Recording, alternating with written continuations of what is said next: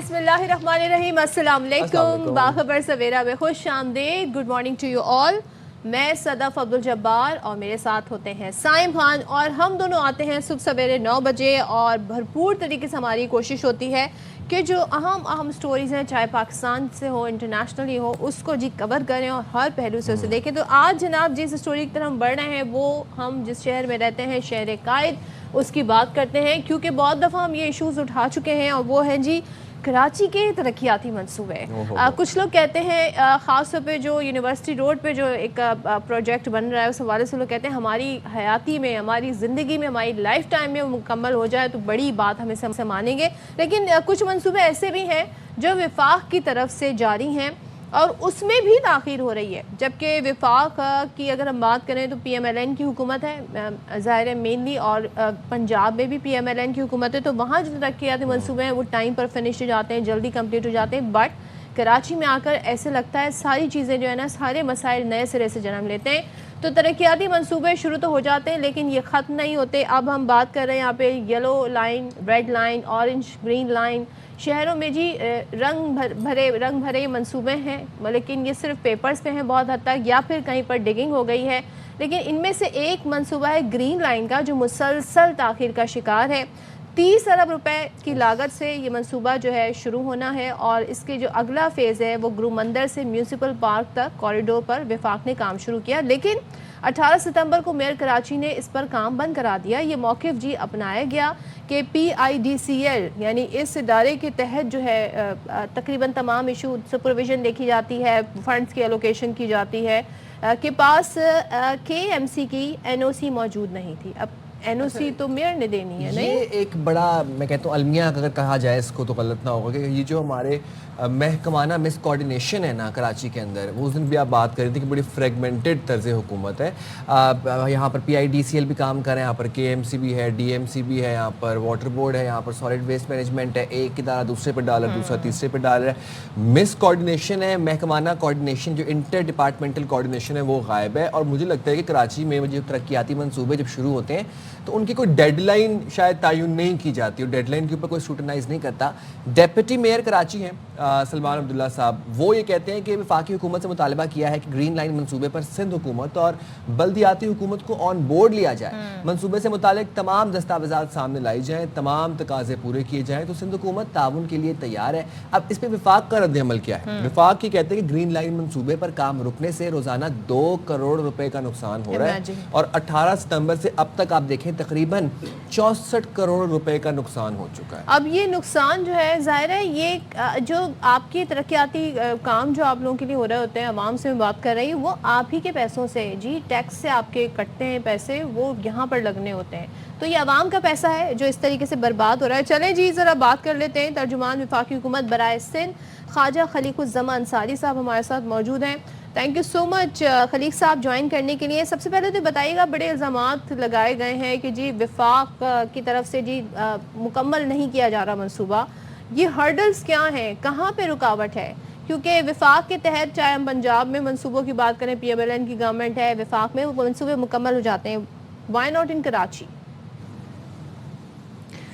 جی بہت شکریہ. سب سے پہلے تو میں سمجھتا ہوں کہ یہ غلط فہمی ہمیں دور کرنی چاہیے کہ یہ گرین لائن منصوبہ کوئی تعطل کا شکار ہے. گرین لائن منصوبہ اس وقت کراچی میں فنکشنل ہے, اس کی 22 اسٹیشنز فنکشنل ہیں, 80 کے قریب بسز ڈیلی 80,000 لوگوں کو سروسز پرووائڈ کر رہی ہیں. بارشیں ہوتی ہیں, پوری کراچی میں پانی جمع ہوتا ہے, گرین لائن پر ایک قطرہ پانی جمع نہیں ہوتا.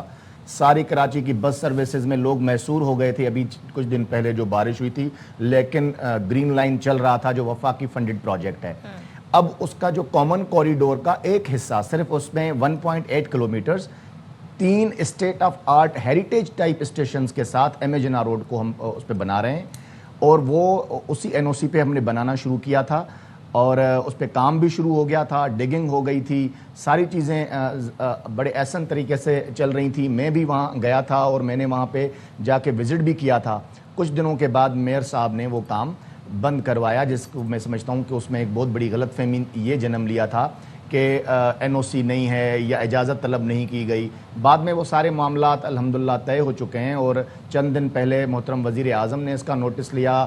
انہوں نے MQM کے وفد سے ملاقات کی, پیپلز پارٹی کے وفد سے ملاقات کی اور یہ معاملہ اب سیٹل ہو گیا ہے اور انشاءاللہ چند دنوں میں ہم گرین لائن کا جو کام ہے, جو کامن کوریڈور باقی کے 3 اسٹیشنز, اس پہ ہم کام اسٹارٹ کر دیں گے اور ہم ایک بات بتائیے گا کہ 2026 میں کمپلیٹ کر جب بھی وفاق کے 2026 کہہ رہے ہیں, جب بھی وفاق کے تھرو کوئی کام ہوتا ہے, کوئی ترقیاتی منصوبے کسی کا آغاز ہوتا ہے سندھ میں, کراچی کی اگر میں بات کروں تو اس میں سندھ حکومت یا پھر بلدیاتی حکومت کو آن بورڈ نہیں لیا جاتا, کیونکہ ڈپٹی میئر سلمان عبداللہ صاحب یہ کہتے ہیں کہ گرین لائن منصوبے پر اگر سندھ حکومت اور بلدیاتی حکومت کو آن بورڈ لیا جائے تو چیزیں جو ہیں وہ سموتھلی ہو سکتی ہیں. جی بالکل, اس میں ہم نے ضرور آن بورڈ لیا تھا. اس میں ہم نے جولائی میں باقاعدہ ایک خط لکھ کر وفاقی حکومت کا جو ادارہ ہے جو ڈائریکٹلی وہاں کام کر رہا ہے PIDCL, انہوں نے خط لکھا جس میں KMC, کمشنر کراچی اور میونسپل کمشنرز اور تمام یہ لوگ شامل تھے, سب کو خط لکھا گیا جس میں بتایا گیا, ڈرائنگ کے ساتھ خط لکھا گیا, ڈرائنگز بھیجی گئیں کہ ہم یہ اس طرح بنانے جا رہے ہیں. اور اس کے جواب میں پھر ہمیں ایک میئر آفس سے خط موصول ہوا جس میں انہوں نے 4 آئٹمز کی بات کی تھی, جس میں دونوں طرف کے روڈ تھے, فٹ پاتھ تھی, ڈرینیج لائن کی اور سیوریج لائن کے ایشوز تھے, جس پر پھر ہم نے انہیں جواب دیا کہ ہم یہ سب بنانے کے لیے تیار ہیں. لیکن ایک مس انڈرسٹینڈنگ جو کہ کریٹ ہو چکی تھی, جس سے یہ پھر میڈیا پہ بھی ہائپ ہوا اور یہ چلتا رہا کہ جی میئر صاحب نے کام کیوں بند کروایا ہے. بہرحال اب اس میں پارٹی لیڈرشپس, پیپلز پارٹی کی لیڈرشپ, PMLN کی لیڈرشپ, MQM کی لیڈرشپ پرائم منسٹر ہاؤس میں وہ بیٹھے, انہوں نے اس پہ بات کی, جو ٹیکنیکل ایشوز تھے انہیں دور کر دیا گیا اور اب انشاءاللہ ہم چند دنوں میں اس کا کام اسٹارٹ کرنے جا رہے ہیں. تو خلیق صاحب آپ تو ہمیں بتا رہے ہیں کہ سارے مسئلے اب تو کوئی رہے ہی نہیں اور اس پہ کام بھی شروع ہو جائے گا, لیکن ابھی مرحلہ جو مجھے سمجھ آیا وہ بات چیت تک ہی, گفت و شنید میں ہی معاملہ طے ہوا ہے. ظاہر ہائی لیول میٹنگز ہوئی, اس میں جی کہا گیا کہ نہیں اس کام کو آگے بڑھانا ہے.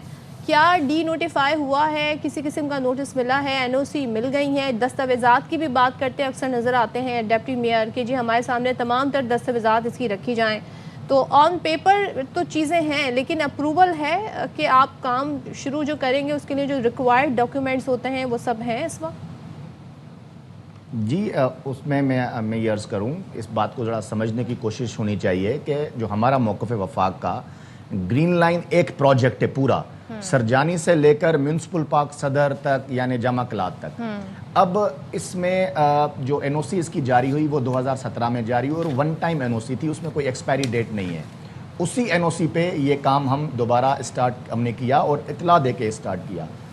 اب انشاءاللہ جیسے کہ میں نے آپ کو بتایا کہ معاملات تقریباً طے ہو گئے ہیں اور ہم چند دنوں میں اس کا کام بھی اسٹارٹ کر دیں گے. اور جو سب سے بڑی غلط فہمی تھی, میئر کراچی کو انہوں نے کہا بھی, بارہا اس کا اظہار بھی کیا, وہ ان کے ذہن میں تھا کہ یہ تو کام جس طرح چل رہا ہے کوئی 2035 تک یہ مکمل ہوگا. تو ہم نے یہ انشور کیا کہ یہ ریڈ لائن نہیں ہے, یہ انشاءاللہ ہم 1 سال کے اندر کمپلیٹ کریں گے اور 2026 میں ہم کمپلیٹ کر جائیں گے. ویسے یہ بیان ان کا زیادہ پرانا نہیں ہے, تو آپ کی میٹنگ سے پہلے کا یہ بیان ہے یا اس کے بعد بھی ان کے یہی موقع ہے؟ ویسے آپس میں بات چیت تو ہوتی ہے, کوارڈینیشن تو ہوتی ہے. یہ پہلے کی بات ہے, یہ اچھا. پہلے کی بات ہے. اب دیکھیں, اب ہمارے ساتھ وہ کوارڈینیشن میں ہیں, تمام ادارے آپس میں کوارڈینیشن میں, PIDCL کے جو افسران ہیں وہ میئر آفس سے کوارڈینیشن میں ہیں. ہم نے تمام ڈاکیومنٹس ان کے ساتھ شیئر کیے ہیں, باقی اسٹیک ہولڈرز کے ساتھ بھی شیئر کیے ہیں, MQM کے ساتھ, پیپلز پارٹی کے ساتھ. یہ جو آپ کی اسکرین پہ ڈرائنگز چل رہی ہیں, یہ تمام چیزیں, یہ تمام جو کاغذات ہیں یہ ایک دوسرے کے ساتھ شیئر کیے گئے ہیں اور سب اس پہ سیٹسفائی بھی ہیں. اور انشاءاللہ یہ کام میں نے عرض کیا کہ یہ جلد اسٹارٹ ہو جائے گا. یہ ہم اس طرح ریڈ لائن کی طرح اس کو ڈیلے کا شکار نہیں کریں گے. انشاءاللہ ہم کوشش کریں گے کہ جلد از جلد اس کو مکمل کریں. اس کی ڈیڈ لائن تھی جون 2026. اب چونکہ اس میں 1 مہینے کا ڈیلے آیا ہے تو یہ شاید جون سے آگے جولائی یا سپٹمبر 2026 تک چلا جائے گا. لیکن انشاءاللہ ہم 2026 میں اس کو مکمل کر کے کراچی کے عوام کے لیے محترم وزیر اعظم کا ایک چیز مجھے بتائیے گا, ایک فیز تو ظاہر ہے مکمل ہوا ہے اور لوگ, آپ نے خود بتایا کتنے لوگ اس سے ٹریول کرتے ہیں, بڑا اچھا ان کا ایکسپیرینس ہے. گرین لائن کی میں بات کروں تو بہت اچھا یہ پروجیکٹ ہمیں نظر آتا ہے. لیکن ایک چیز مجھے بتائیے گا, کیا مسائل ہیں؟ آپ نے بھی دیکھا ہوگا NOC کا مسئلہ, پھر آپ سے مختلف اپروولز مانگے گئے, مختلف ادارے یہاں پر ہیں. کراچی میں جو ترقیاتی پروجیکٹ ہیں, آپ کی اسسمنٹ کیا ہے, وہ کیوں ٹائم پر مکمل نہیں ہو پاتے ہیں؟ کیا ہرڈلز ہیں جو اوور کم ہو جائیں تو یہ سارے جو پروجیکٹس ہیں بڑے اسپیڈی جو ہیں وہ مکمل ہو جائیں؟ دیکھیے میں سمجھتا ہوں کہ کراچی کے اندر سب سے جو بڑا مسئلہ ہے وہ اداروں کی آپس میں کوآرڈینیشن کا مسئلہ ہے، اور جو کہ آپس میں کوئی اتنا خاص کوآرڈینیشن نہیں ہے. وہاں پہ بہت سارے ادارے، ملٹی نیشنل شہر ہے، بہت سارے ادارے وہاں کام کرتے ہیں. پلاننگ کی سب سے بڑی کمی ہمیں دیکھی گئی، خاص طور پہ جب ہم کریم آباد انڈر پاس کا ذکر کریں تو پلاننگ کے بڑے فقدان رہے. پہلے سے معلوم ہونا چاہیے تھا کہ اس میں انڈر گراؤنڈ جو یوٹیلیٹی سروسز ہیں وہ کون کون سی ہیں. بعد میں جب کھدائی ہو جاتی ہے، ڈگنگ ہو جاتی ہے، اس کے بعد بہت سارے مسائل جنم لے لیتے ہیں، جس کی وجہ سے نہ صرف یہ تمام پروجیکٹس ڈیلے کا شکار ہوتے ہیں بلکہ اس کے کاسٹ میں بھی انکریز آ جاتا ہے. یہ بہت زیادہ ان کی کاسٹ بڑھ جاتی ہے کیونکہ ٹائم کے ساتھ ساتھ چیزوں کی قیمتوں میں اضافہ ہو جاتا ہے. لیکن ایک بنیادی چیز جو میں یہاں کہنا چاہتا ہوں، دیکھیں محترم وزیر اعظم چاہ رہے ہیں کہ اب میں کا وقت ختم ہو گیا، اب ہم کا وقت ہے. اب ہم سب مل کر مسلم لیگ نون، پیپلز پارٹی، MQM، JUIF اور دیگر جماعتیں، یہ ہم ہیں، ہم میں سے کوئی میں نہیں ہے. جب ہم کہیں گے تو پھر پاکستان کو اپنا سمجھیں گے اور پھر ہم ریاست کے لیے کام کر سکیں گے. ایک شخص تھا یہاں پہ، آپ نے دیکھا، جو یہاں پہ برسر اقتدار تھا، جو صرف میں کرتا تھا تو کام نہیں ہوئے، ترقیاتی کام نہیں ہوئے، تو کوئی ایک ترقی کی اینٹ پاکستان میں نہیں لگ سکی. اب جب ہم نے اس میں سے ہم کا سفر شروع کیا ہے تو آپ دیکھ رہے ہیں کہ ترقی بھی ہو رہی ہے، پروجیکٹس بھی لگ رہے ہیں، اور آنے والے دنوں میں مزید ترقیاں آپ کو فیڈرل گورنمنٹ کی طرف سے ہی ملیں گی. ہم سندھ میں ایک طرف NHA کی جانب سے جس طرح فیڈرل گورنمنٹ جو ہے وہ موٹر ویز بنانے جا رہا ہے، سکھر کو ہم حیدرآباد سے کنیکٹ کر رہے ہیں. یہ بتایا جا رہا ہے جی کہ کیونکہ اس میں ڈیلے ہو رہا ہے تو اس میں کروڑوں روپے کا روزانہ کی بنیاد پہ 2 کروڑ روپے کا نقصان ہو رہا ہے کام رکنے سے. اب جب کوئی پروجیکٹ ڈیلے ہوتا ہے تو اس کی کاسٹ بھی بڑھ جاتی ہے، کیونکہ ظاہر ہے اب وقت کے ساتھ ساتھ چیزوں کی قیمتیں بھی بڑھ رہی ہیں.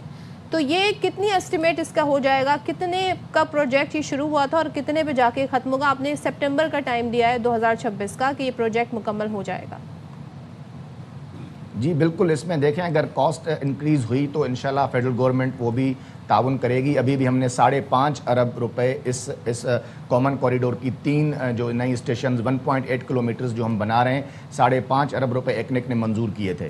تو یہ چونکہ نیکسٹ بجٹ سے بھی آگے جا رہا ہے معاملہ، تو نیکسٹ بجٹ میں اگر کوئی پیسوں کا لیپس ہوا یا اس طرح کی کوئی چیزیں ہوئیں یا انکریز ہوا، تھوڑی بہت ہی انکریز ہوگی، وہ انشاءاللہ ہم کر دیں گے. لیکن انشور کریں گے کہ یہ وقت پر پروجیکٹ کمپلیٹ ہو تاکہ کراچی کے شہریوں کو جو ہے وہ بہترین اسٹیٹ آف آرٹ اور جدید سفری سہولیات جو ہیں وہ اس سے مستفید ہو سکیں. ٹھیک ہے، بہت شکریہ خلیق صاحب، آپ نے باخبر سویرا کے لیے وقت نکالا. وی لوکنگ فارورڈ کہ کراچی کے شہریوں کو جدید سفری سہولیات جلد سے جلد میسر ہوں اور یہ جو منصوبے جلد سے جلد اپنی ڈیڈ لائنز کو پہنچیں اور ختام پذیر ہوں. کراچی میں مسئلہ یہ ہے کہ شہر بہت بڑا ہے، آبادی زیادہ ہے، تو ایک ہی منصوبہ کافی نہیں ہوگا، سارے منصوبوں کو مکمل ہونا ہوگا اس کے بعد ہی. اچھا، اکثر و بیشتر نئے پروجیکٹ جو ہے نا وہ اناؤنس ہو جاتے ہیں تو اکثر بیشتر میں جا کے اس کے نیچے کامنٹ ضرور دیکھتی ہوں. کبھی وہ کوئی انسٹا پوسٹ ہوتی ہے، کبھی فیس بک پوسٹ ہوتی ہے، تو بڑے دلچسپ کامنٹ ہوتے ہیں. کبھی آپ کا بھی اتفاق ہو نا تو وہ آپ نہیں، میں شیئر نہیں کرتا، یہ سب مجھے یاد نہیں رہا ہے، بہت سارے تھے.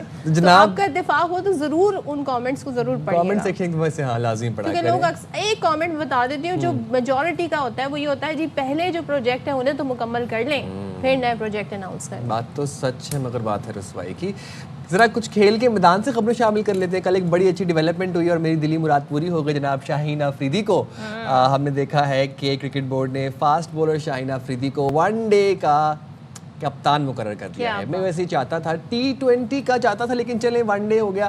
شاہین ڈیزرونگ ہے، مجھے لگتا ہے کہ شاہین کو کپتانی ملنی چاہیے تھی. اچھا، اس سے قبل رواں سال کے اوائل میں نیوزی لینڈ کے خلاف 5 میچوں کی T20 سیریز میں پاکستان کی قیادت کر چکے ہیں شاہین، اور اب وہ جنوبی افریقہ کے خلاف 3 ایک روزہ میچوں میں قومی 1 ڈے کی ٹیم کی قیادت کریں گے. اچھا، مجھے بس یہ ہو کہ ایسا نہ ہو کہ کپتانی کے فوری بعد ہی ہٹا دیا جائے. یہ ہمارا کلچر ہے. شاہین کے ساتھ یہ ایک بڑا انفارچونیٹ انسیڈنٹ ہوا تھا بھائی کہ فوراً سے ہی انہیں ہٹا دیا گیا تھا اور پھر بابر آ گئے تھے. لیکن سوال یہ ہے، ہم تو T20 کی بات کر رہے تھے کہ T20 میں جی کیپٹن چینج ہونا چاہیے. سلمان علی آغا ابھی تک T20 کے کیپٹن ہیں اور ون ڈے کے کیپٹن شاہین آفریدی ہوئے. کیا یہ سوئچ ہو سکتے تھے؟ یہ ایک میرا سوال ہے جو میرے ذہن میں آیا تھا, میں پوچھوں گی. اچھا, یہ جو سیریز جس کا ذکر ابھی سائن کر رہے تھے, یہ 4 نومبر سے 8 نومبر تک فیصل آباد کے اقبال اسٹیڈیم میں کھیلی جائے گی, اور شاہین شاہ آفریدی اب تک 66 ایک روزہ 92 T20 میچز کھیل چکے ہیں, جن میں انہوں نے مجموعی طور پر 249 وکٹیں حاصل کی ہیں.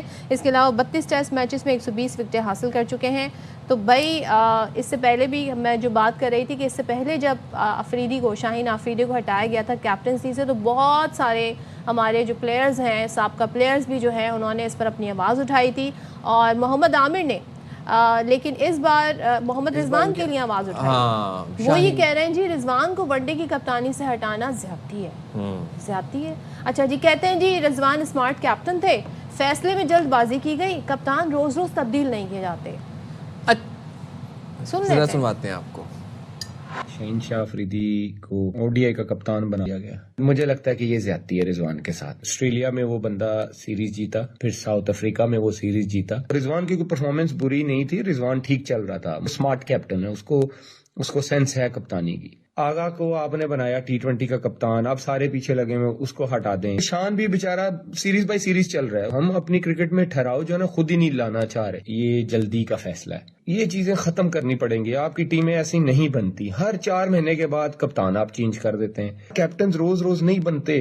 اچھا, یہ بات تھوڑی سی انڈرسٹینڈیبل ہے کہ ہر 4 5 6 مہینے بعد ایک آپ کنسسٹنسی بریک کر کے ہم اپنی ٹیم کا کپتان چینج کر دیتے ہیں. تو یہاں پہ مجھے لگتا ہے کہ محمد عامر کی بات مجھے تھوڑی سمجھ میں آتی ہے. اچھا, عامر کا کہنا یہ ہے کہ رضوان نے آسٹریلیا اور جنوبی افریقہ میں رہ کر جی بڑا اچھا انہوں نے پرفارم کیا. تو ذرا بات کر لیتے ہیں, نمائندے خصوصی برائے کھیل شاہد ہاشمی ہمارے ساتھ ہیں. شاہد صاحب, تھینک یو سو مچ. مجھے تو لگ رہا تھا کہ T20 میں ہمارا کیپٹن چینج ہونے جا رہے ہیں, لیکن یہاں تو ون ڈے کا کیپٹن چینج کر دیا گیا. سو یہ فیصلہ کیسا ہے شاہد صاحب؟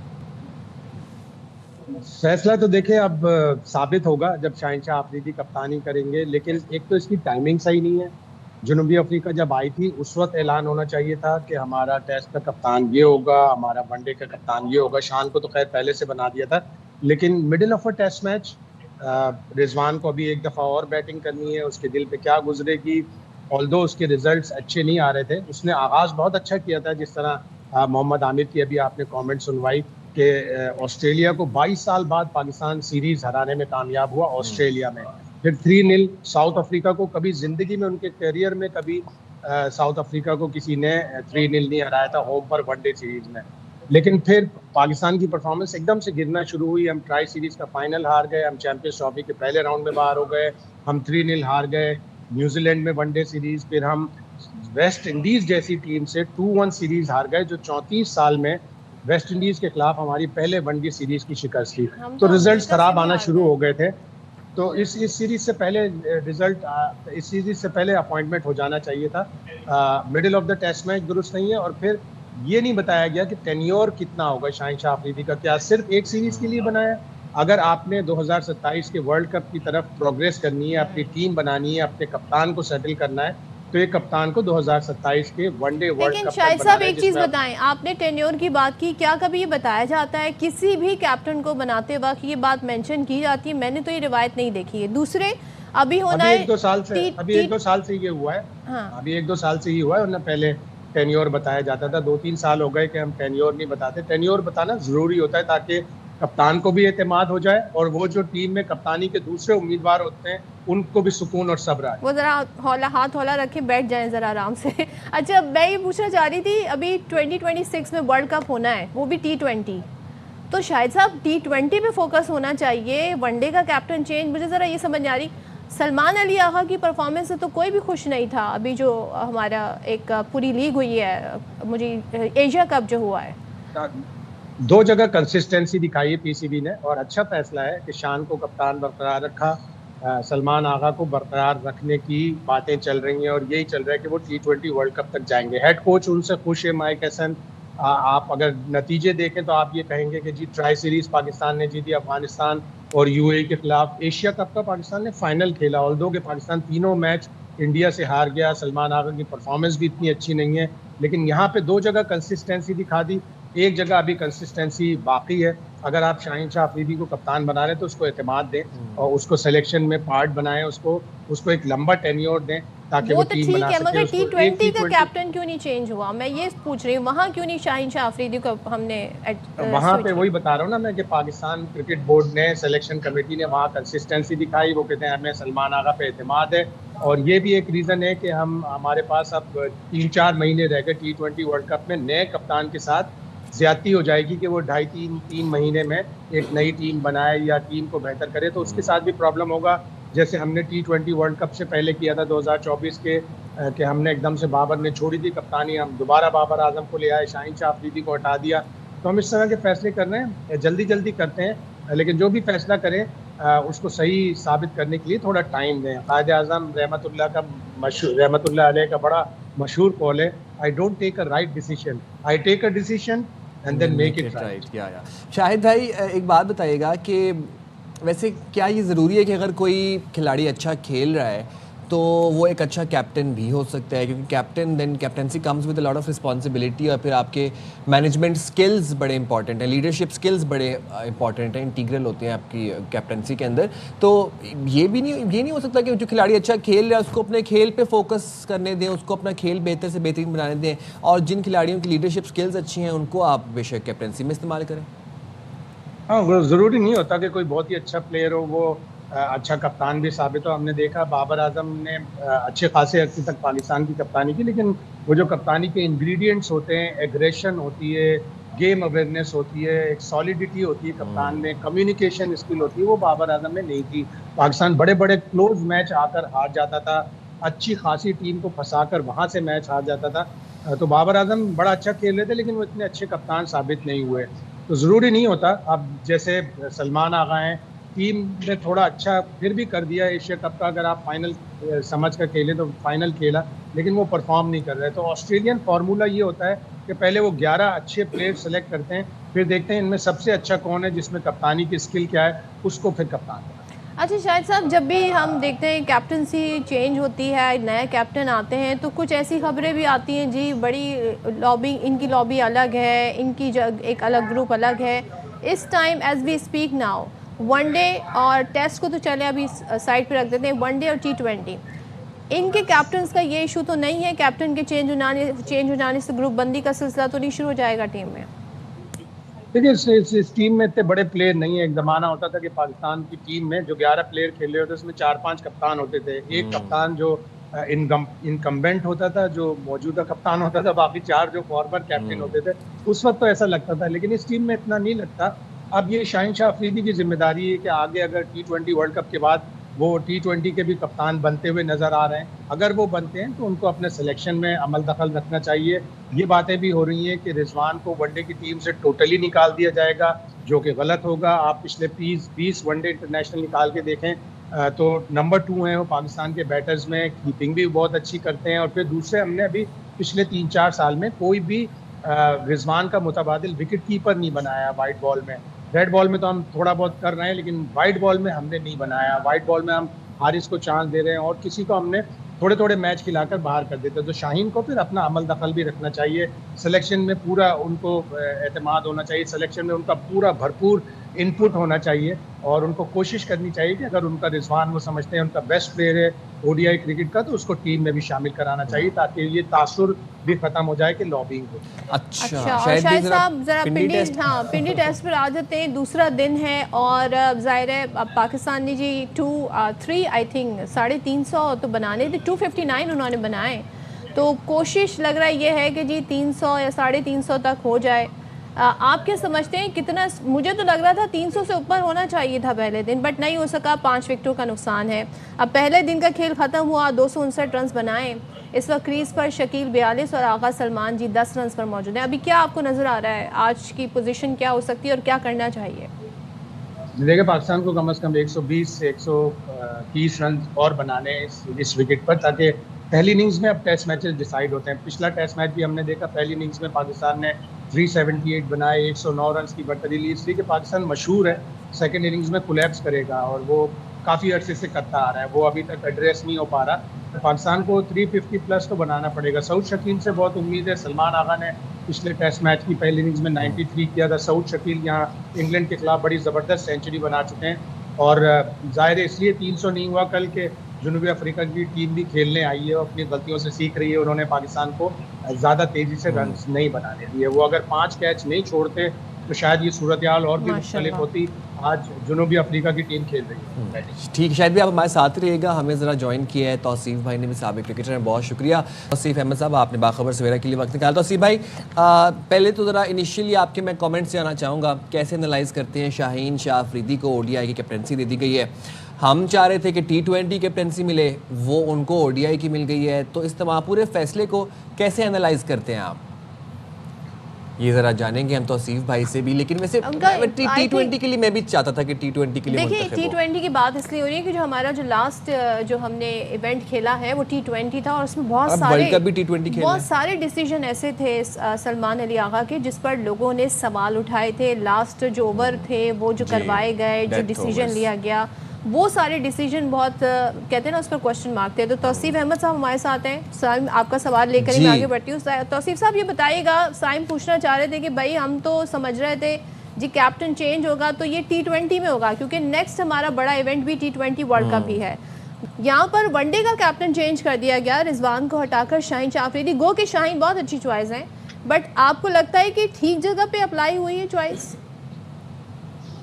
म्यूजिकल चेयर है ये एक्चुअल। देखिए आप शाहीन को जब हटाया था उस वक्त भी शोर मचा था, फिर बाबर के साथ भी ये हुआ, और सबसे बड़ा अंत हुआ जब सरफराज के खिलाफ ये मुहिम चलाई गई, और उसमें डेफिनेटली जो साहब को हटाया गया है उनका बहुत बड़ा हाथ था, और सबने मिलके सरफराज को हटाया। अच्छा भला सिलसिला चल रहा था। अजाब तो हमारे पास जब भी आया, जब से सरफराज को हटाया उस वक्त गेम जो है बहुत ख़राब होना शुरू हो गया, और अब तक वो संभलने का नाम नहीं ले रहा है। इससे फ़ायदा कोई नहीं होता, इससे बल्कि अब रिजवान किस तरह खेलेंगे मुझे आप बताइए। उनको तो हुआ है ना, क्योंकि कोई सेंसिबल लोग तो इसमें हैं नहीं वो कि सोचें यार ठीक है हो गया मैं खेलता हूँ, मैं परफॉर्मेंस देता हूँ, कोई ऐसी बात नहीं।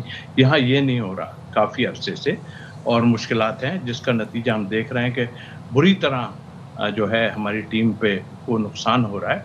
तो जहाँ तक आपने 20 का कहा, यस वो इनके मामले में हटा दिया गया, उसको अभी रखा गया, उसकी भी परफॉर्मेंस बहुत अच्छी नहीं गई। मैं सलमान अली आगा की बात कर रहा हूँ, लेकिन बस जो लोग चाहते हैं कि रखा जाए तो फिर ठीक है, टाइम दें। किसी के मामले में टाइम देते हैं, किसी के मामले में कहते हैं नहीं जी नहीं। तो आखिर Javed is the main person, और वो इस सब चीज़ को मेरे हिसाब से तो देख रहे हैं सारा। और शायद मुझे जो न्यूज़ आई है कि रिजवान ने कोई शायद उनसे शाहिद साहब तो हमें ये भी खबरें दे रहे हैं कि हो सकता है कि वनडे से ही उनको ड्रॉप कर दिया जाए रिजवान को। ये तो कैसा डिसीजन होगा? ये तो ठीक डिसीजन नहीं होगा तौसीफ साहब। देखिए ना, ये चीज़ें किसको नुकसान कर रही हैं? ये पाकिस्तान टीम को नुकसान कर रही हैं। अब इसमें भी रिजवान के 2-3 आदमी ज़रूर होंगे, डेफिनेटली होंगे। उनको कौन संभालेगा ये भी देखना है।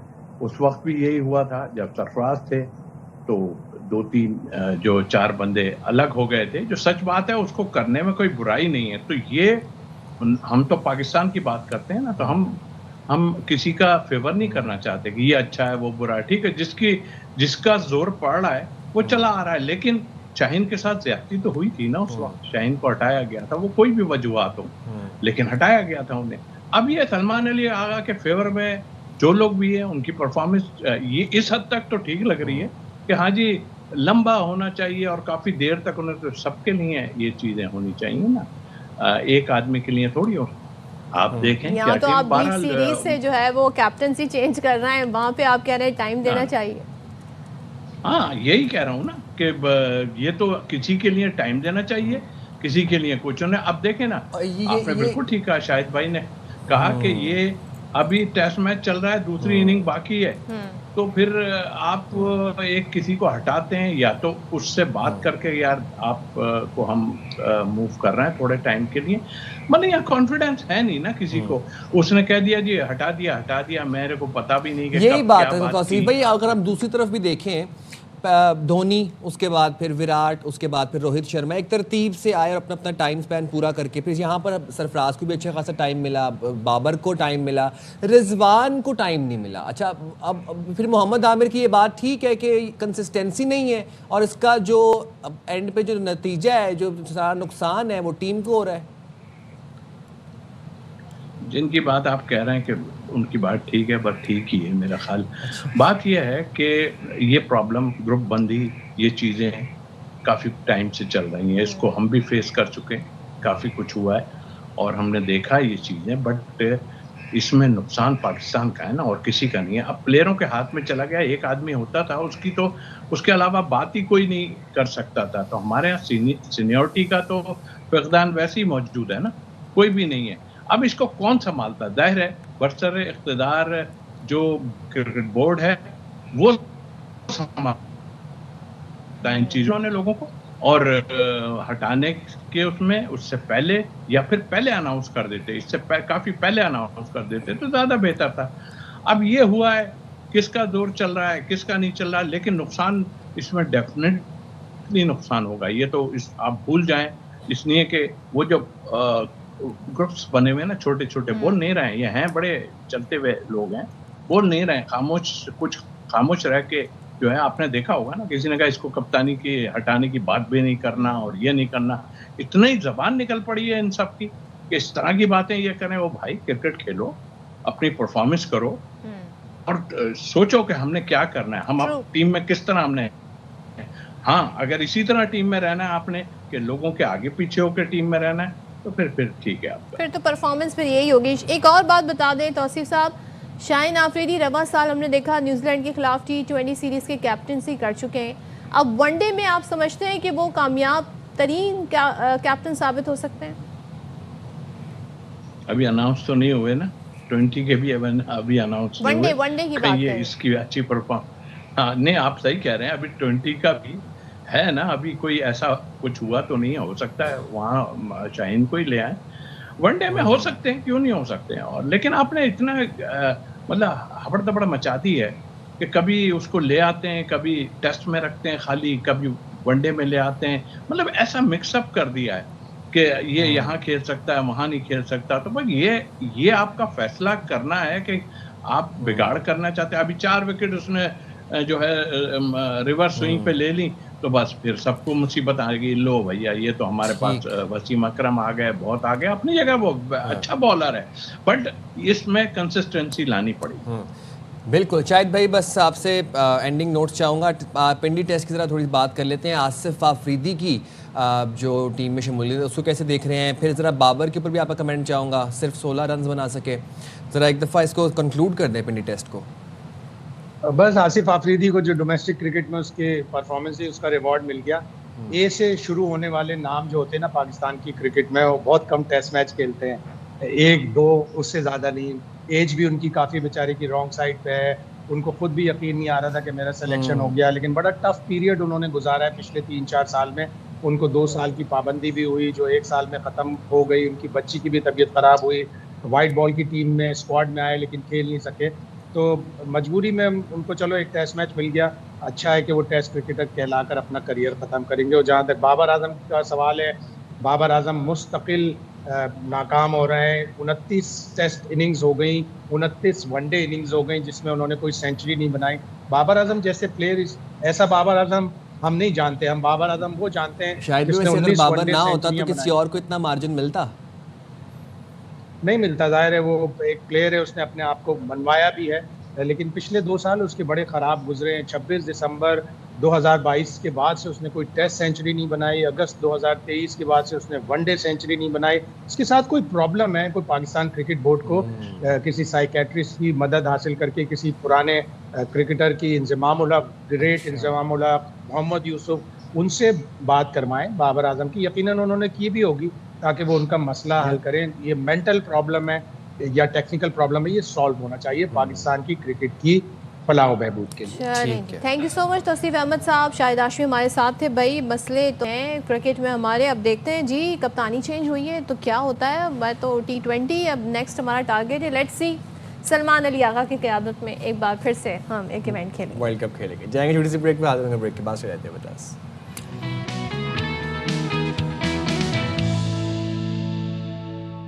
Welcome back once again. اب بات کریں گی جی کے پی کے نئے جو وزیر اعلیٰ ہیں یعنی کہ سہیل آفریدی صاحب کی, اور ان کا بیان آیا. پہلے تو جو انہوں نے تقریر کی تھی تو وہ تقریر آپ کے سامنے جو انہوں نے اپنے الیکٹ ہونے کے بعد کی تھی.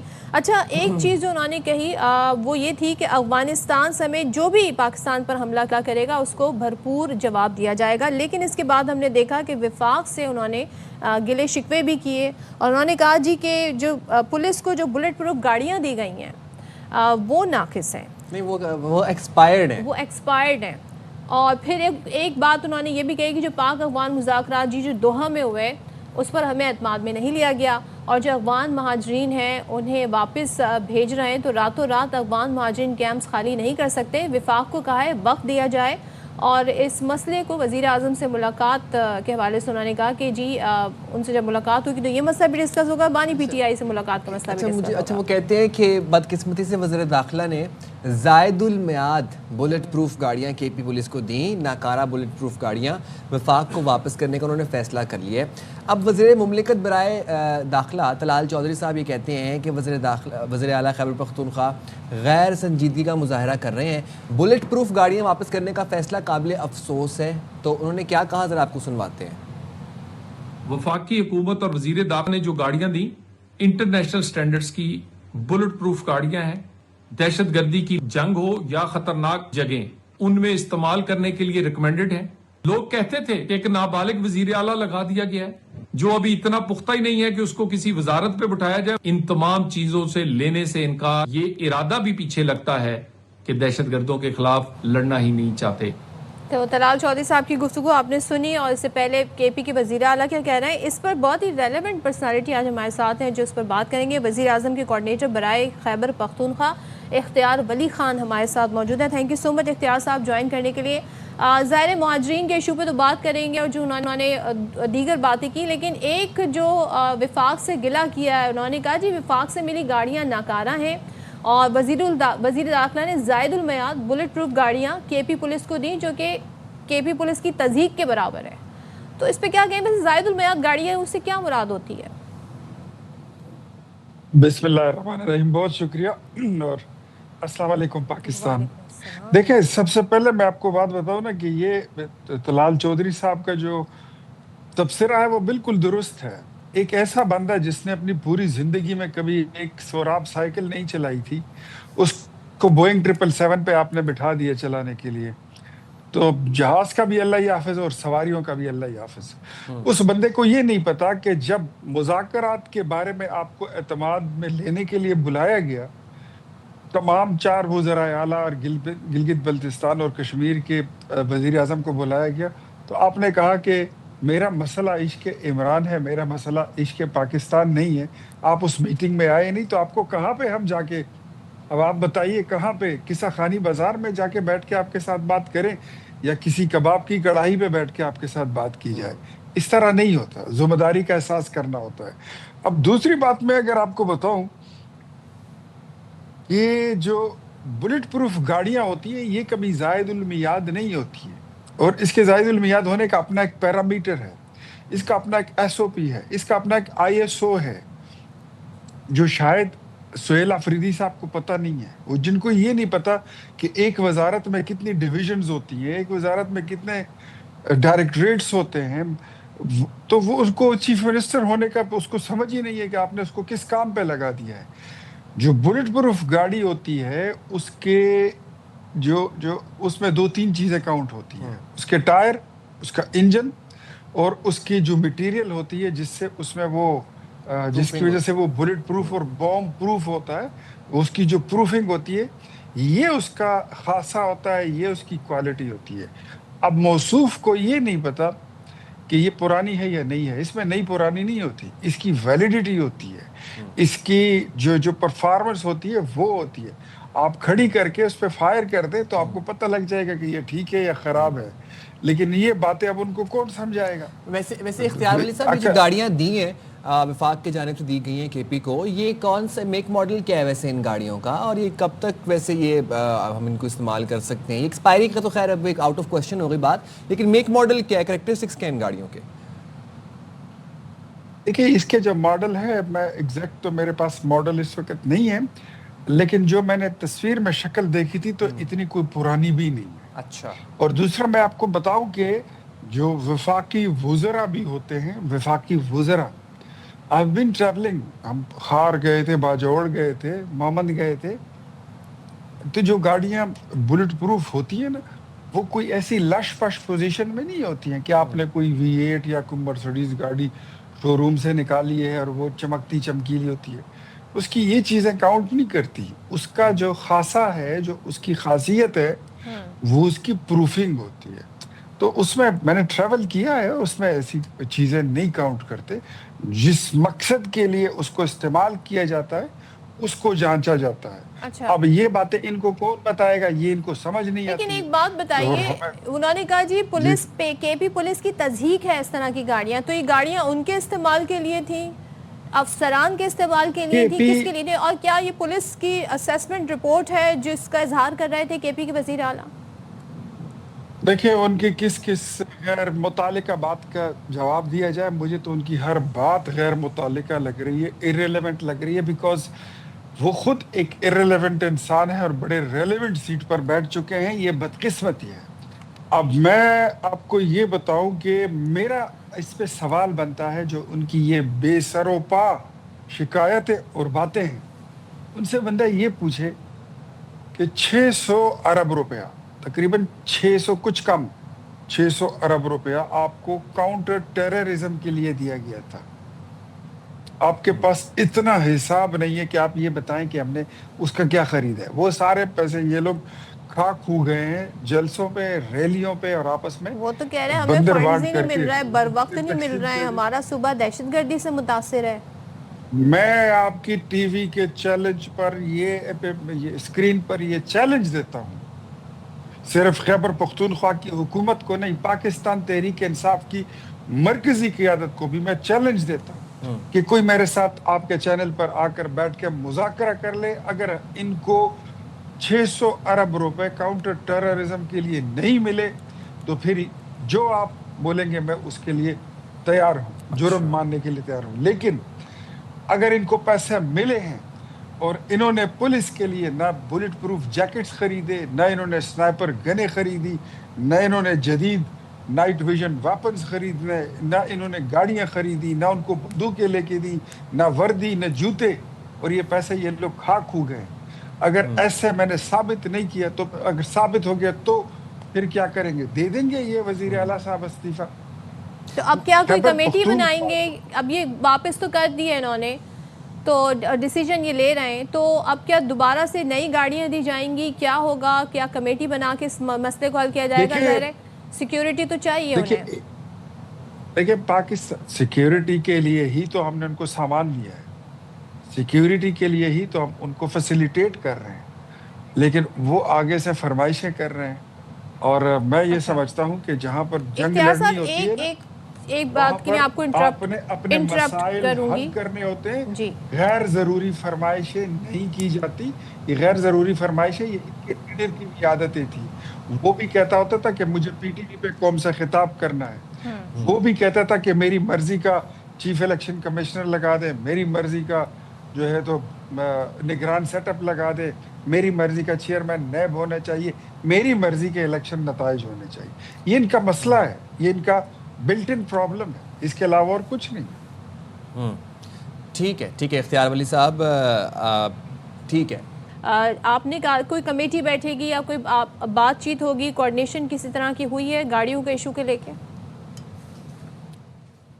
دیکھیں خیبر پختونخوا ہمارے تمام صوبوں میں اس وقت ایک نازک صورتحال سے گزر رہی ہے, جہاں پر سب سے بڑا جو जो प्रॉब्लम है वो टेररिज्म का है, बैड गवर्नेंस है, माली करप्शन है, बदइंतज़ामी है, ब्यूरोक्रेसी का उसका गलत इस्तेमाल और ब्यूरोक्रेसी को वहाँ पर करप्ट बना देना, ये सारे वहाँ के बुनियादी मसाइल हैं। जो कबाइली अजला हैं वहाँ पर इन 13 सालों में इनकी हुकूमत में, पाकिस्तान तहरीक इंसाफ की हुकूमत में, कोई कॉलेज नहीं बना, स्कूल नहीं बना, यूनिवर्सिटी नहीं बनी, कोई सड़क नहीं बनी, इवन अ सिंगल BHU ये अभी तक नहीं बना सके वहाँ पर। ये सारे मसाइल वहाँ पर मौजूद हैं, हम उसका इदराक करेंगे, जो उनकी ज़रूरत होगी वो हम पूरी करेंगे, लेकिन ये फरमाइशी प्रोग्राम जो है ये नहीं चलेगा। और इनकी रेलेवेंसी होनी चाहिए, ये रेलेवेंस होने चाहिए। ये ज़बानी कलामी मीडिया स्टंट मारने के लिए तो वज़ीर आला साहब फरमा देते हैं कि हमें मुज़ाकरात का हिस्सा बनाएं, हमें ऑन बोर्ड लें, फलां काम करें, मशवरे हमें देते हैं, लेकिन जब इनको बोलते हैं कि मीटिंग में आ जाएं तो ये कहते हैं कि मुझे तो इश्क इमरान से की वजह से रात से नहीं, बुखार वो है ये और मैं कहते तो हैं आने कि से बानी लाचार। PTI से मुलाकात के बाद जो है वो ये तमाम तर फैसले हम करेंगे। दूसरा वो ये भी कहते हैं कि अफगान मुज़ाकरात पर एतमाद में भी नहीं लिया गया आप लोगों की तरफ से, तो वैसे ये मुलाकात क्यों नहीं हो जाने दी जाती? देखिए, एतमाद में तो आपको तब लेंगे ना जब आप पर्दे से बाहर निकलेंगे। अच्छा, जब आप पर्दे के पीछे चुप कर बैठ कर ना, वही बात के साफ चुपते भी नहीं और सामने आते भी नहीं, खूब पर्दा है कि चिलमन से लगे बैठे हैं। बाहर तो आइए, मुलाकात तो कीजिए, बात तो कीजिए, हम तो आपको फैसिलिटेट करेंगे। आपके पास इनऑर्गेनिक मैंडेट सही, आप फार्म 1947 की पैदावार ही सही, लेकिन हम अब इस वक्त आप हैं वजीर आला, तो हम आपको चलाना चाहते हैं और आपके साथ चलना चाहते हैं, लेकिन इनको इन बातों से मशरूत मत करें। जो टेररिज्म की बात होती है, जो मुज़ाकरात की बात अफगानिस्तान के साथ होती है, दोहा में जो डायलॉग हुआ, ये कौमी जिम्मेदारियां हैं, और आप इसको अपनी गंदी सियासत के साथ ना जोड़ें कि मेरी मुलाकात हुई है तो मुलाकात नहीं हुई। मुलाकात भी आपकी हो जाएगी, उसका जो ड्यू प्रोसेस है वो आप अडॉप्ट कीजिए, उसको फॉलो कीजिए, तो आपकी मुलाकात भी हो जाएगी।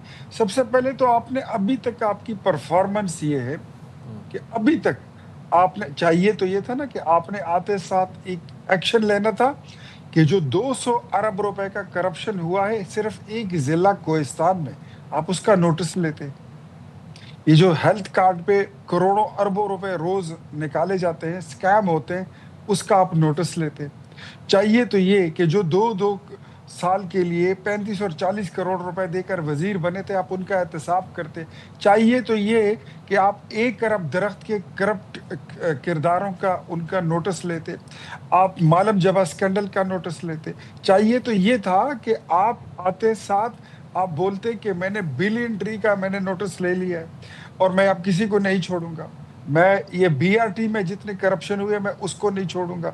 लेकिन आपने आते साथ किया क्या है? मैं ये समझता हूं कि आपको अभी तक अपनी काबीना बनानी नहीं आती है, आप हुकूमत क्या चलाएंगे? चलिए ठीक है, आपका पॉइंट आ गया। Thank you so much. इख्तियार वली खान साहब हमारे साथ मौजूद है, वज़ीर आज़म के कोऑर्डिनेटर, और वो सारे इशू पर बात कर रहे थे। लेट्स सी कि ये मसला जी, जो गाड़ी वाला मसला जिसकी शिकायत की है वज़ीर आला KP ने, वो अब क्या रुख इख्तियार करता है।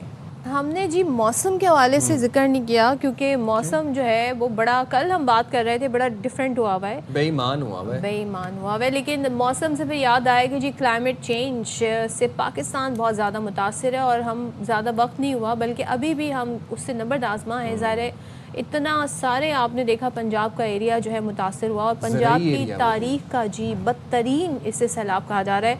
लोग डिस्प्लेस्ड हुए, माल मवेशी का नुकसान हुआ, जानी नुकसान हुआ, माली नुकसान हुआ, और जैसे कि ज़रई ज़मीन है वो बहुत ज़्यादा मुतासिर हुई है। तो भाई ऐसे में बहुत कुछ रेवोल्यूशनरी स्टेप्स लेने की बड़ी ज़रूरत है। बिल्कुल जी, और ऐसे में हम आपको बता रहे हैं कि जैसे कि आपको सदात ने बताया कि पाकिस्तान एक ज़रई मुल्क है, हमारी मईशत का GDP का बहुत सा हिस्सा एग्रीकल्चर पे डिपेंड करता है। तो फौजी फर्टिलाइज़र कंपनी मुल्क की एक बड़ी और मोतबर खाद साज कंपनी है, जो किसानों की तरबियत और खाद के मौसर इस्तेमाल के लिए रहनुमाई फराहम करती है। अब इसका मकसद पैदावार में इजाफा हो और ज़रई तरक्की की हर मुमकिन कोशिश है। पाकिस्तान ने मौसमियाती तब्दीलियों को मद्देनजर रखते हुए FFC ने कुछ नए माहौल दोस्त खादें मुतारिफ करवाई हैं, और इस हवाले से ہم پھر گفتگو بھی کریں گے ہمارے ساتھ. گفتگو کر لیتے ہیں اور ہمارے ساتھ موجود ہیں مینیجنگ مارکیٹنگ زرعی سروسز فوجی فرٹیلائزر کمپنی عبدالجلیل جالوار صاحب. تھینک یو سو مچ جلیل صاحب ہمیں جوائن کرنے کے لیے, بہت شکریہ. یہ بتائیے گا کہ جو فوجی فرٹیلائزر کمپنی ہے کسانوں کی کس طرح مدد کر رہی ہے کہ وہ اپنی خدمات صحیح سے انجام دے سکیں؟ اصل یہ کہ 1978 میں کمپنی وجود عمل میں آئی تو اس وقت سے ہی زرعی خدمات کا بھی شعبہ قائم کیا گیا تھا, کیونکہ ہم صرف کھادیں نہیں بیچتے ہیں اس میں, کیونکہ ہمارا ایگریکلچر کنٹری ہے. اس میں یہ کہ ہمیں جو ہمارا کاشتکار جو فصلیں کاشت کر رہا ہے ان کی پیداوار بھی بڑھانی ہے, ان کو نو ہاؤ بھی دینی ہے, کیونکہ دیکھا جائے ہمارا کاشتکار ان کی علم جو ہے وہ تعلیم یافتہ کم ہے, تو اسی لیے ہم نے وہ ایگری سروسز کا شعبہ بھی قائم کیا ہوا تھا. تقریباً ہماری جو پروڈکٹس ہیں اس میں مین تو یوریا ہے. 1982 میں پروڈکشن سونا یوریا کے سونا برانڈ ہے ہمارا, وہ دے رہے ہیں. یوریا میں 42 لاکھ ٹن سے زیادہ کھادیں ہیں, اس میں امپورٹ بھی اور لوکل مینوفیکچر بھی. وہ اس کو اگر آپ بوریوں میں کنورٹ کریں 50 کلو کی بوریوں میں تو 8 کروڑ 40 لاکھ بوریاں بن جاتی ہے سالانہ, جو کہ یہ ہم دے رہے ہیں. یوریا میں ہمارا مارکیٹ شیئر تقریباً 50% سے زیادہ ہے, تو باقی کمپنیوں کا 50% کے قریب ہے اس میں. تو اتنا ہمارا مارکیٹ شیئر ہے. ہماری جو مین پروڈکٹس ہیں اس میں سونا یوریا پرل چھوٹے دانے والا اور موٹے دانے والا ہوتا ہے اس میں. اس کے بعد ڈی اے پی ہے جو کہ فاسفیٹک فرٹیلائزر ہے. ایس او پی کی جو ہے وہ 2 کھادیں ہیں, ایم او پی اور S O P sulphate of potash, جو کہ ہم باہر سے امپورٹ کرتے ہیں.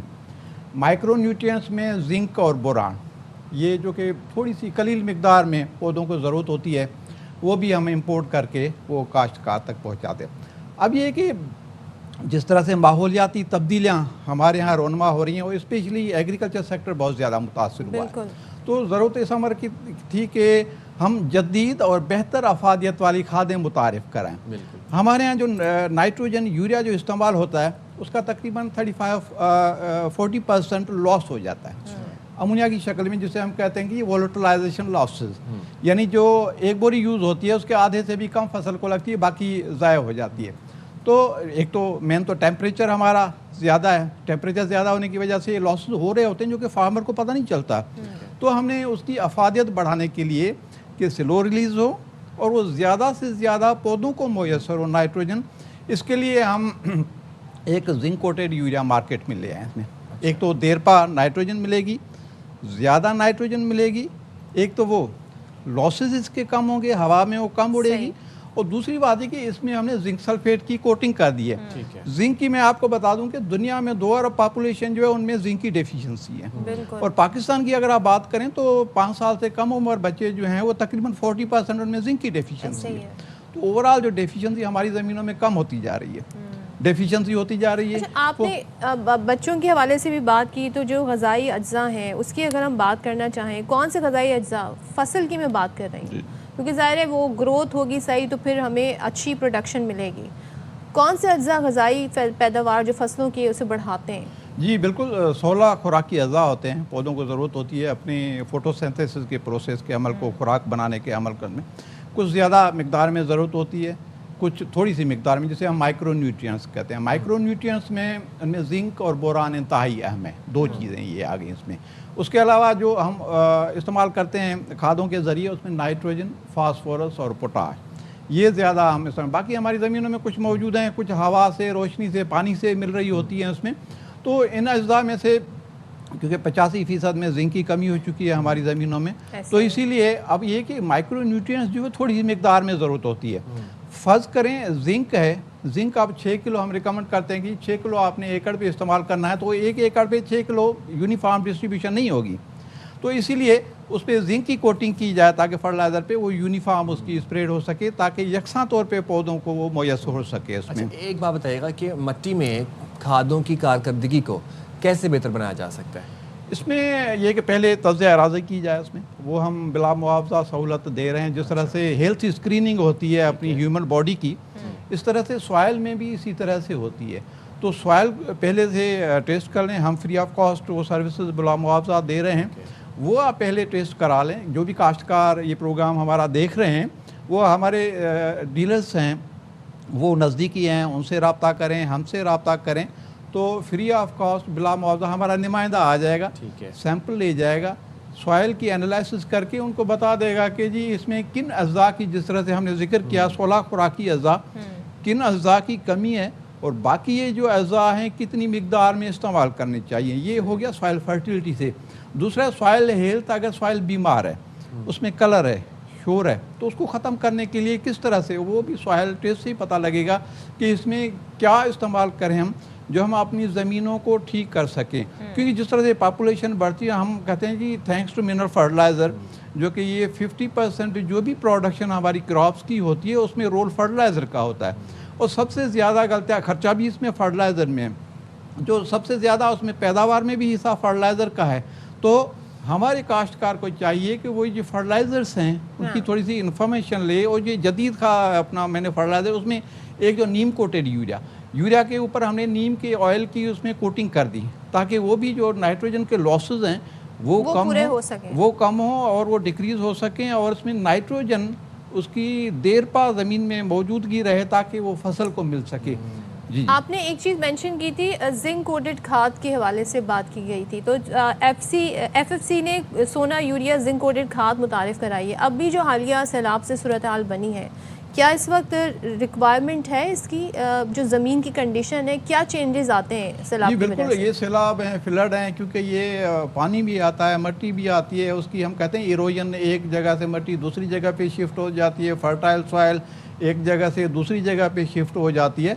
तो वहाँ पे उन एरियाज़ में ये इस तरह से ये जिंक कोटेड यूरिया हो गया, फर्टिलाइज़र हो गया, या नीम कोटेड यूरिया हो गया, या उसके अलावा ये सोना बोरान DAP है जिसमें बोरान की एडिशन की गई है। तो इन फ्लड एरियाज़ में इन फर्टिलाइज़र के इस्तेमाल से हमें और भी ज़्यादा पैदावार मिलेगी। और ये जो फर्टिलाइज़र जो ये इस तरह के हम यूज़ करेंगे, ये स्पेशली टेम्परेचर हमारे यहाँ हाई राइज़ होता जा रहा है ना, टेम्परेचर जितना राइज़ होगा, इन फर्टिलाइज़र की, ये जो कन्वेंशनल फर्टिलाइज़र आम जो इस्तेमाल हो रहे हैं, उनकी अफादियत कम हो जाएगी। इस तरह के फर्टिलाइज़र यूज़ करने से कि इन फर्टिलाइज़र की अफादियत भी बढ़ेगी और प्लांट्स को देर पा जो है वो मुहैया होंगे ये न्यूट्रिएंट्स, और हमारी फसलों की पैदावार ज़्यादा होगी। बिल्कुल। अच्छा, ये बताइएगा, ज़राअत में जिद्दत और किसानों की सहूलतकारी के लिए एफएफसी क्या इक़दाम कर रही है? असल ये, क्योंकि हम तो कहते हैं हमारा असल सरमाया काश्तकार ही है। हम सिर्फ फर्टिलाइज़र, जिस तरह मैंने जिक्र किया, फर्टिलाइज़र्स बेचते नहीं हैं, उसमें काश्तकार भाइयों को एग्री सर्विसेज भी देते हैं। हमारे ज़राई माहिरीन हैं, वो काश्तकारों की दहलीज तक जाते हैं, वहाँ पर फार्मर गैदरिंग्स हो गई, डेमोस्ट्रेशन प्लाट्स हो गई, सेमिनार्स हो गए, latest technology audio visual equipments use करके उनको फिर बताते हैं कि जी आप अपनी फसलात इस तरह से काश्त करें। हम सिर्फ फर्टिलाइज़र पे जोर नहीं देते, हम कहते हैं जितनी भी प्रोडक्शन टेक्नोलॉजी आपकी है, लैंड प्रिपरेशन से हार्वेस्टिंग तक जो भी है वो हम उनको बताते हैं, ताकि हमारा काश्तकार खुशहाल हो। उसमें जिस तरह मैंने जिक्र किया कि तज़िया अराज़ी की, पानी और अराज़ी की सहूलत बिला मुआवजा मौजूद है। काश्तकार भाइयों से मैं गुजारिश करूँगा कि वो इस सहूलत से फ़ायदा उठाएँ। जी। जब आप उनसे गुजारिश ही कर रहे हैं, तो लास्टली फिर किसान भाइयों के लिए आपका पैगाम क्या है? मैं ये कहूँगा कि हमारे काश्तकार भाइयों के, ये जो हमारे यहाँ स्पेशली पाकिस्तान में जो माहौलियाती तब्दीलियाँ रोनमा हो रही हैं, उनसे बाखबर रहें, और ये कि उससे किस तरह से हम उसको ख़त्म तो नहीं कर सकते, किस तरह से उनको, उनके असरात को कम कर सकते हैं। इसीलिए ये जितने भी एग्रीकल्चर डिपार्टमेंट्स हैं या हम हैं, उनसे रब्ता करें। और फ़ी एकड़ फसलों, ये वक्त की अहम ज़रूरत है कि हम अपनी फ़ी एकड़ फसलों की पैदावार बढ़ाएं, क्योंकि हमारी जो एवरेज यील्ड है और जो पोटेंशियल यील्ड है वो गैप ज़्यादा है। उसको हम ज़्यादा कम करेंगे तो मेरे ख्याल में हम जो है वो खुद कफील हो जाएंगे, जितनी भी हमारी अजनास है उसमें खुद कफील हो। ठीक है, थैंक यू सो मच जलील साहब, बहुत शुक्रिया आपका। और ज़ाहिर बड़ा अहम टॉपिक है, जिससे बहुत कम बात होती है, क्योंकि इस वक्त आप देखें हमारा काश्तकार, हमारा किसान कितना मुतासिर है, और उनके लिए ये इन्फॉर्मेशन होना बहुत ज़रूरी है। हाँ जी, बिल्कुल जनाब। अच्छा, जरा आप कुछ बात कर लेते हैं हमारी कुछ कल्चरल सोशल नॉर्म्स की, जो कि हमारे माशरे का हिस्सा हैं, और हम देख रहे हैं कि सदियों से चलती आ रही है, नोबडी क्वेश्चंस इट। तो मैं बात करना चाहूँगा आज कज़न मैरिजेस के हवाले से। दुनिया में आप देखें कि पाकिस्तान वो मुल्क है जहाँ करीबी रिश्तेदार यानी कज़न्स मैरिज के लिहाज से सबसे ज़्यादा शरारा है। सबसे ज्यादा ऐसे लोग पाए जाते हैं जो कि अपनी कजन्स के साथ जिन्होंने शादी बचपन में ही तय कर देते हैं, इसकी उससे शादी होगी, उसकी उससे शादी। अब वो भी तो होता है, वो जो एक्सचेंज प्रोग्राम जो होता है वट्टा सट्टा वाला, वट्टा सट्टा तो एक अलग कहानी है, वो कजन्स के बीच में भी हो जाता है। اچھا، اب 61% شادیاں خونی رشتہ داروں کے درمیان ہوتی ہیں اور محققین یہ بتاتے ہیں کہ اس رجحان کی بڑھتی وجہ ملک میں گہرے ثقافتی اور خاندانی روایت ہیں جو کزن میرجز کی بڑی وجہ ہیں.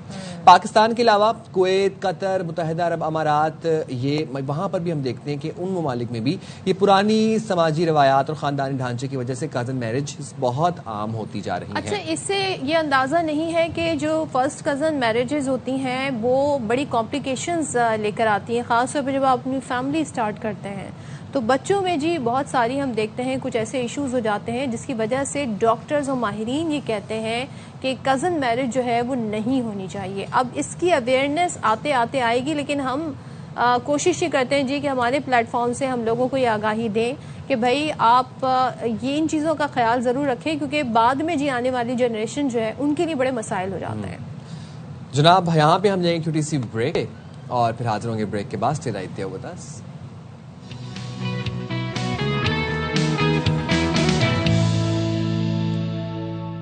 Welcome back once again. اور آنکھیں بڑی نعمت ہیں لیکن ہم جی اس کا اتنا شکر ادا نہیں کرتے جتنی کرنی چاہیے. میں بات اس لیے کہہ رہی ہوں بیکاز 9th کلاس سے ہی، بچپن سے ہی، جب میں چھوٹی سی تھی میری آئی سائٹ گری اور ایسی گری، مطلب بہت، میں نمبر نہیں بتاؤں گی، لیکن یہ ہے کہ ظاہر ہے میں گلاسز کے بغیر، لینسز جو کانٹیکٹ لینسز میں نے پہنے ہوئے، اس کے بغیر جی میں پراپر نہیں دیکھ سکتی. تو مجھے بڑا احساس ہوتا ہے اس بات کا کہ آنکھیں کتنی بڑی نعمت ہے. بالکل جی، اور آئی سائٹ جو ہے وہ نہیں گرنی چاہیے. ہاں جی، لیکن ہمارے یہاں ایک المیہ یہ ہے کہ چشمے کا نمبر نکالنے کے لیے اب ہم جو ہے وہ کیا کرتے ہیں، ہر گلی محلے میں کوئی بھی اگر وہاں پر کوئی ڈاکٹر بیٹھا ہو ہم وہاں چلے جاتے ہیں. اور وہ جناب اب 2-3 طریقے ہوتے ہیں. خیر میں بھی بچپن سے نا وہ دیکھ رہا ہوں. وہ آپ نے کبھی دیکھا وہ جو ہارٹ والا وہ جو آتا ہے، گرینری اینڈ ہارٹ ہوتا ہے، اور وہ پھر آپ کی نظر چیک کرنے کے لیے، مطلب وہ جو امیج ہے نا وہ ویژولز میرے دماغ میں جیسے چسپاں ہو گئے ہیں. مجھے خوابوں میں بھی آتے تھے. آنکھوں کے چشمے کے صحیح نمبر کا انتخاب کیسے کیا جائے؟ چشمے کے شیشے کی کوالٹی، لینس کی کوالٹی کتنی اہمیت کی حامل ہے.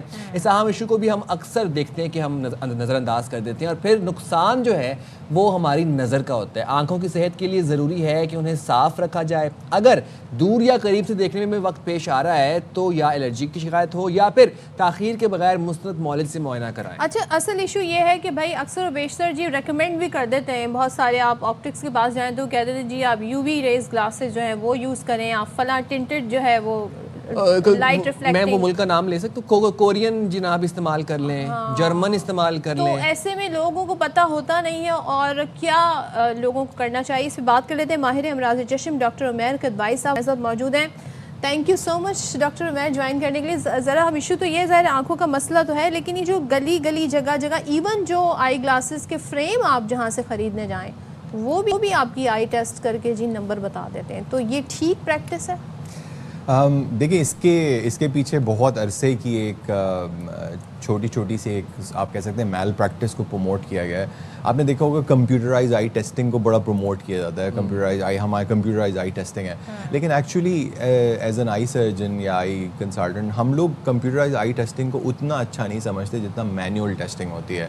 اور ہمارے بچے ہر جو کنسلٹنٹ بنتے ہیں وہ امتحان دیتے ہیں مینول ٹیسٹنگ کا، اور مینول ٹیسٹنگ کمپیوٹرائز ٹیسٹنگ کو ریپلیس نہیں کر سکتی. اور وہ سب سے اچھی ٹیسٹنگ ہوتی ہے جس سے آپ موسٹ ایکوریٹ نمبر نکلوا سکتے ہیں. مینول وہ جو مرر میں پیچھے دیکھتے ہیں اور وہ اس کے اوپر آپ نے دیکھا ہوگا کہ ایسے کر کے چھوٹے سے شیشے لگا رہے ہوتے ہیں اور وہ لائٹ کے ذریعے اس کے نمبر چیک کر رہے ہوتے ہیں، پھر ان چیزوں کو مستقل ایڈجسٹ کرتے ہیں.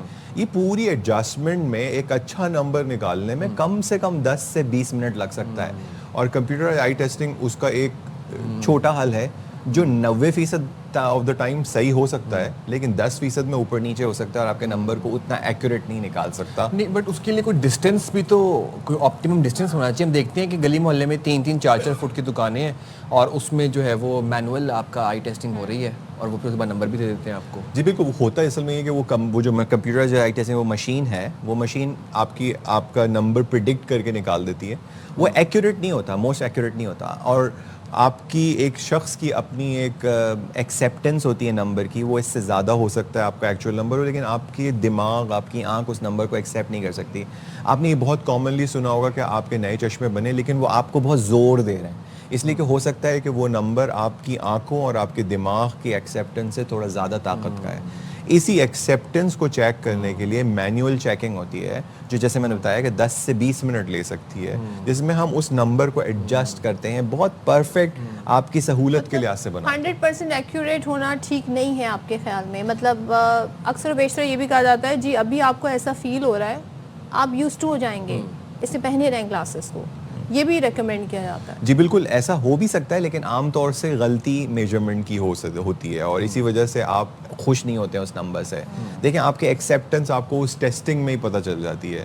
اگر کوئی آپ کے نمبرز نکال رہا ہے اور وہ 10 سے 20 منٹ لگا کے آپ کو بار بار چیک کروائے گا کہ دیکھیں اس شیشے کو لگا کے دیکھیں, اس شیشے کو لگا کے دیکھیں, یہ مینول ٹیسٹنگ ہوتی ہے, اور اس سے آپ کو اسی وقت ایک سیٹسفیکشن ملتی ہے کہ نہیں یہ میں بہت خوش ہوں, اس سے مجھے بہت صحیح نظر آ رہا ہے, اس سے مجھے آنکھ پہ زور نہیں پڑ رہا ہے, وہ نمبر پہ پرسکرائب کیا جاتا ہے. اچھا, ایک تو 10 سے 20 منٹ میں نے تو آج تک ویسے اتنے 7-8 سالوں میں میرے پہ کسی ڈاکٹر نے 10 سے 20 منٹ نہیں لگائے مینولی آنکھ نظر چیک کرتے ہوئے. اینڈ سیکنڈلی چلیں ہم تو پھر ڈسٹنگوش کر لیتے ہیں نا کہ اب اس میں صحیح نظر آ رہا ہے اور اس میں تھوڑا سا بلر ہو رہا ہے.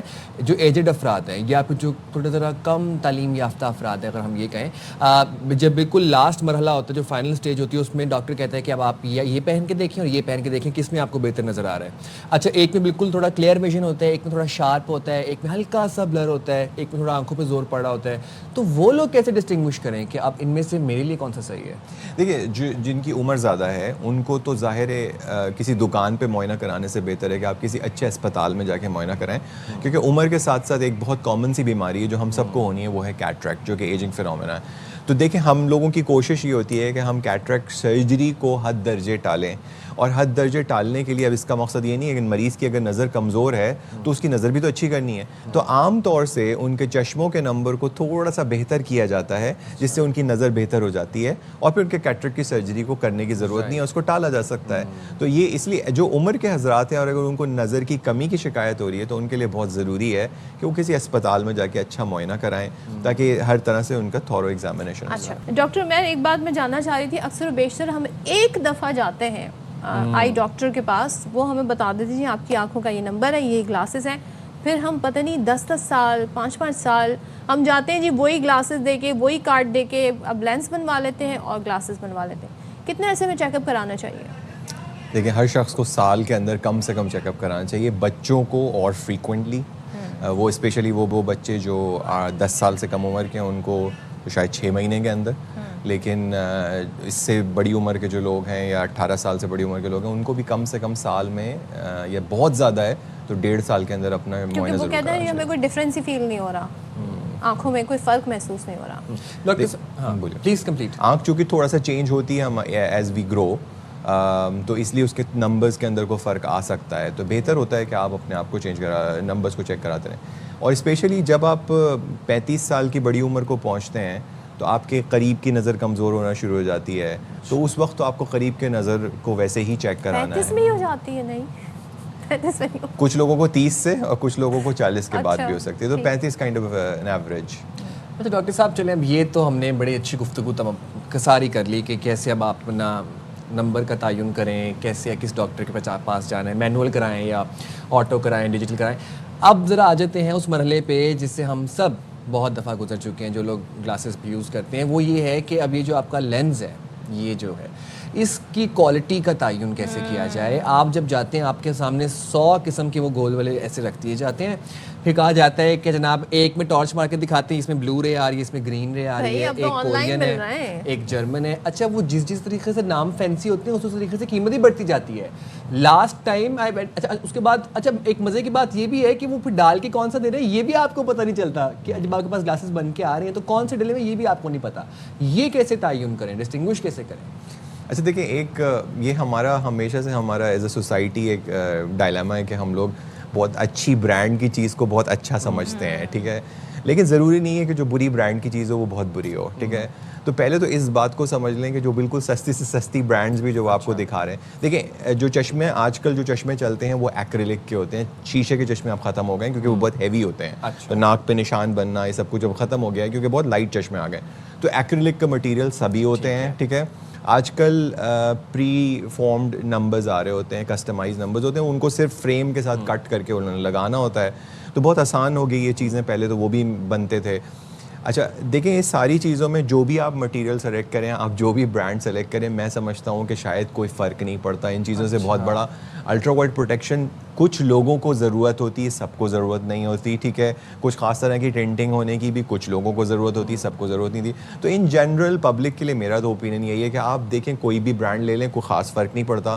آئی think what matters the most کہ نمبر صحیح چیک ہوا ہونا چاہیے. اگر آپ کا نمبر صحیح چیک ہوا ہے, اس کو تھورلی چیک کیا گیا ہے مینولی اسپیشلی, تو آپ کو وہ چشمے بھی اچھے لگیں گے. ہاں یہ ضرور ہو سکتا ہے کہ جو سستی برانڈ جو آپ کو اپیرنٹلی دکھ رہی ہے وہ ہو سکتا ہے کہ سال کے بعد خراب ہو جائے, اس میں اسکریچز تھوڑے سے پڑ جائیں صفائی کی وجہ سے, تو تھوڑی مہنگی برانڈ ہے وہ تھوڑا لمبا عرصہ چلے. That might be a change, but otherwise تو کوئی فرق نہیں ہوتا. یعنی کہ ضروری نہیں کہ مہنگی چیز جو ہے وہی اچھی ہو. ایک چیز اور بتائیے, کانٹیکٹ لینسز جو یوز کرتے ہیں, میں اپنی بات کر لیتی ہوں, کتنا عرصے ایک کانٹیکٹ لینس ڈسپوزیبل یوز کرنے چاہیے؟ آنکھوں سے پانی اکثر نکلنے لگتا ہے, کیا اس میں کیا احتیاط کرنی چاہیے؟ دیکھیے کانٹیکٹ لینس یوزرز کو کچھ چیزیں بہت خاص دماغ میں رکھنی چاہیے. نمبر ایک, دیکھیں کانٹیکٹ لینس جو بھی آپ استعمال کریں گے اس کی سب سے اچھی ویرائٹی جو جس کو سمجھا جاتا ہے وہ ڈیلی ڈسپوزیبل ہوتی ہے. یعنی آپ نے لگایا اور پھینک دیا, لگایا اور آپ نے اسی دن پھینک دیا. لیکن مسئلہ یہ ہے کہ ظاہر ہے وہ ویری ایکسپینسو ہوتے ہیں کیونکہ وہ آپ روز پھینک رہے ہیں ان کو, تو پھر ری یوزیبل کانٹیکٹ لینسز استعمال کیے جاتے ہیں. اب ری یوزیبل کانٹیکٹ لینسز میں آپ کو کچھ چیزوں کا خیال کرنا ہے. نمبر ایک تو یہ کہ دیکھیں اس کی صفائی بڑی ہے, اس کو پانی میں نہیں دھو سکتے آپ, نل کے پانی سے نہیں دھو سکتے, اس کا خاص سولوشن ہوتا ہے. اس سولوشن کی ایکسپائری ڈیٹ وہ بہت دن تک کھلا نہ رہے, یہ بہت امپورٹنٹ ہے, ٹھیک ہے. یہ تو کئی مہینوں تک استعمال کیے جا سکتے ہیں لیکن ان کو کلین رکھنا بہت ضروری ہے. دوسری بات اس کے اندر بہت امپورٹنٹ یہ ہے کہ دیکھیں اس کو اوور یوز نہ کریں. آپ 8-9 گھنٹے تک نہ پہنیں. آپ کو پہننا ہے آپ 6 گھنٹہ پہن لیجیے, 7 گھنٹہ پہن لیجیے, لیکن اس کے بعد آپ اتار دیجیے. آپ اس کو بریک دیجیے, کم سے کم اتار کے بیچ میں تھوڑی سی دیر کے لیے بریک دیجیے. کچھ ڈراپس یوز کیجیے لیوبریکیٹنگ کے اس دوران. کچھ چیزیں بالکل ایبسولوٹ نو ہوتی ہیں کانٹیکٹ لینس یوزرز کے لیے, وہ ہے کہ آپ سوئمنگ بالکل نہیں کر سکتے. آپ فلائٹ میں نہیں جائے اس کو پہن کے, لانگ فلائٹس جو ہوتی ہیں اسپیشلی آکسیجن کی کمی ہوتی ہے. ایک فزیولوجی ہے اس کے پیچھے جو کمپلیکیشن کرا سکتی ہے. اور اگر آپ کو کبھی بھی تھوڑی بہت بھی اریٹیشن اس کو پہن کے ہو رہی ہے تو پلیز اس کو اتار دیجیے فوراً سے, اور کچھ ڈراپس لیوبریکیٹنگ ڈراپس ڈالیں. اور اگر نہیں بہتر ہو رہا ہو فوراً سے تو آپ اس کو فوراً ایز سون ایز پاسبل کسی کنسلٹنٹ سے ریویو کیجیے, کیونکہ اس کے بہت چھوٹی سی اس کی نیگلیجنس جو ہے وہ بہت سیریس کانسیکوینسز لے کے آ سکتا ہے. ٹھیک ہے, تھینک یو سو مچ. اور آپ نے کہا کہ ڈسپوزیبل سے بہتر ری یوزیبل جو ہیں لینسز وہ یوز کرنے چاہیے. میں نے یہ نہیں بولا disposable are the best, but وہ بہت ایکسپینسو ہوتے ہیں. ری یوزیبل میں بس احتیاط کریں. Thank you very much doctor Umair. اور آپ بھی سمجھ لیا ہوگا یہ ساری چیزیں آپ کے لیے ڈیزائن کی گئی تھیں. جائیں گے چھوٹی سی بریک پہ, حاضر ہوں گے بریک کے بعد سے. میرے لیے ڈیزائن نہیں کی گئی, آپ کے لیے بھی.